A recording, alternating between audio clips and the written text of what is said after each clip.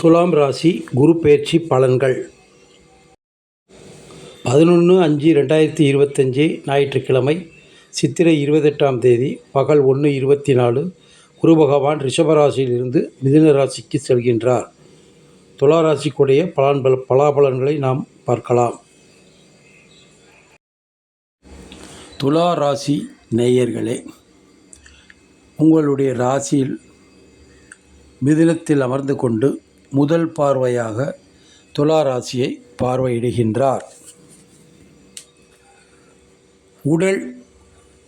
உடல் வனப்பு, அதாவது உடல் சம்பந்தமான நோய்கள், மனது சம்பந்தமான நோய்கள் இருந்தால் கூட இந்த குரு பார்வையால் அனைத்தும் நீங்கி உடல் நன்றாக வனப்புண்டாகும்.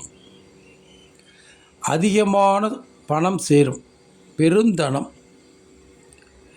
வயிற்றில் ஏற்படும் சிறு சிறு பிரச்சனைகள் நிவர்த்தியாகும். சிரசு சம்பந்தமான நோய் நொடிகள் நீங்கக்கூடிய நேரம். ஆபரணங்கள், அணிகலன்கள் வாங்கக்கூடிய காலகட்டங்கள். மனக்கவலை நீங்கி இன்பம் பெருகும், அழகு உண்டாகும். மேலும் மேலும் தாங்கள் செய்யும் தொழிலில் புகழ் உண்டாகும். தங்களுக்கொன்று தனி அடையாளமாக திகழக்கூடிய காலம் இது. வாழ்க்கையில் மகிழ்ச்சி நிலவும். ஆயுள் அதிகரிக்கும்.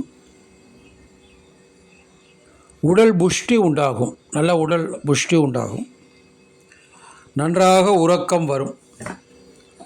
அதாவது ஃபஸ்ட்டு லக்கணத்தை பார்த்தாலே அந்த உடல் சம்பந்தமான எல்லா வியாதிகளும் நீங்கி நமக்கு ஆரோக்கியத்தை கொடுக்கும். ஏன்னா நம்ம உடலுக்கே சிரசு தான் முக்கியம்.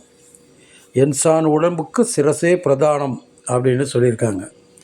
அப்பேற்பட்ட முதல் பார்வை, குருவனுடைய முதல் பார்வையே துலா ராசியில் விழுகிறதுனால மிக சிறப்பாக இருக்கும். துலா ராசிக்கு 1ஆம் இடம், 3ஆம் இடம், 5ஆம் இடம் ஆகிய இடங்களில் குரு பார்ப்பதால் மிக அற்புதமான பலனை இவர்கள் இந்த ஆண்டு அடைவார்கள். அடுத்ததாக 3ஆம் வீடு. 3ஆம் வீடு நமக்கு புகழ், சகோதர ஸ்தானம் இவற்றையெல்லாம் குறிக்கக்கூடிய ஸ்தானம். அந்த வீட்டை குரு பகவான் பார்க்குறாரு. வெற்றி, நாம் எடுத்த காரியங்கள் அனைத்திலும் வெற்றி உண்டாகும். எண் வகை யோகம், 8 வகையான யோகங்கள் நமக்கு கிடைக்கும். இதுவரைக்கும் கிடைக்காத யோகங்கள் அத்தனையுமே நமக்கு கிடைக்கக்கூடிய யோகங்கள்லாம் கிடைக்கும். ஆள் அடிமைன்னா நமக்கு கீழே நிறைய பேர் வேலை செய்யக்கூடிய ஒரு வாய்ப்பு உண்டாகி நமக்கு தலைமை பதவி கிடைக்கும். அதே மாதிரி சகோதர சகோதரிகள் ஒற்றுமை உண்டாகும். தொழில் விருத்தியில் நல்ல ஒரு முன்னேற்றம் ஏற்படும். தைரியம் நல்லா இருக்கும். பயங்கிறது சுத்தமாக போய் நல்ல தைரியம் உண்டாகும். பூமி விருத்தி, புதிய பூமி, வாகனங்கள் இதெல்லாம் வாங்கக்கூடிய ஒரு நல்ல நேரம். அதான் வெற்றி.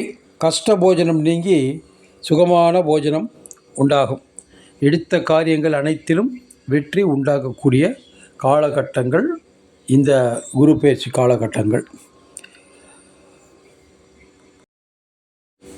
அடுத்ததாக 5ஆம் வீட்டை பார்க்குறாரு. இந்த 5ஆம் வீடு தந்தைக்கும் மகனுக்கும் உள்ள ஒற்றுமைக்குரிய இடம் அப்படின்னு சொல்லுவாங்க. அதாவது தாய் தகப்பன் குழந்தைகள் இவர்களுக்குள்ளே அந்யோன்யமான உறவு இவை விருத்தி அம்சமாகும்.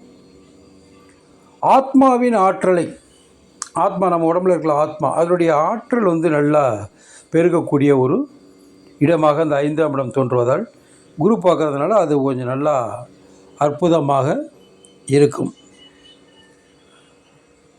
புத்திர ஒற்றுமை, கல்யாணம் பண்ணவங்களுக்கு குழந்தை குட்டிகள் நல்லா ஒற்றுமையோடு இருப்பாங்க. தாய் தந்தையரை நல்லா மதித்து நடக்கக்கூடிய நல்ல நேரம்.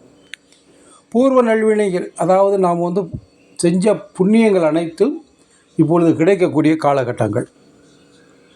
மந்திரோபதேசம் அப்படின்னா நிறைய ஸ்லோகங்கள், மந்திரங்கள், காயத்ரி மந்திரம் இதெல்லாம் உச்சரிக்கக்கூடிய காலகட்டங்கள்.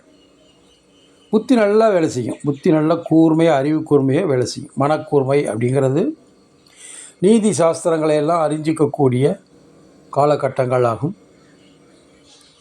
சுப வார்த்தைகள், நாம் பேசக்கூடிய வார்த்தைகள் மற்றவர்கள் மனதை புண்படாமல் நல்லா இருக்கக்கூடிய சுப வார்த்தைகளை தான் இப்பொழுது நாம் பேசிக்கொண்டிருப்போம். தூர நாடுகளினால் உண்டாகும் துன்பம், இன்பம், அதாவது வெளிநாட்டில் வசிக்கிறவங்களுக்கு இன்ப துன்பம் இரண்டுமே கலந்து தான் இருக்கும். இருந்தாலும் இப்போ குரு பார்க்குறதுனால அது நிவர்த்தி செய்யப்படும். இன்பங்கள் அதிகரிக்கும், துன்பங்கள் குறையும். வித்யா பிரசங்கம் மேலும் மேலும் படிக்கக்கூடிய ஒரு அமைப்பு இந்த இந்த அம்சத்தில் இருக்குது. அதனால் துளாராசிக்கு குரு பயிற்சி பலன் இவ்வாறாக சொல்லப்பட்டிருக்கிறது என்பதை அறியவும். அப்புறம் துளாராசி அதிபதி சுக்கிரன். அதனால் இவர் வெள்ளிக்கிழமை மகாலட்சுமி, தினசரி கூட மகாலட்சுமியை வணங்கி வரலாம். மகாலட்சுமியை வணங்கி வந்தால் இந்த குரு பயிற்சி காலம் மிகவும் பொற்காலமாக விளங்கும். குபேரனையும் வணங்கி வரலாம். 2 பேரையும் வணங்கி வந்தாலே போதும். நல்லா ஒரு சிறப்பான காலமாக இந்த காலம் அமையக்கூடிய வாய்ப்பு உள்ளது. நன்றி, வணக்கம்.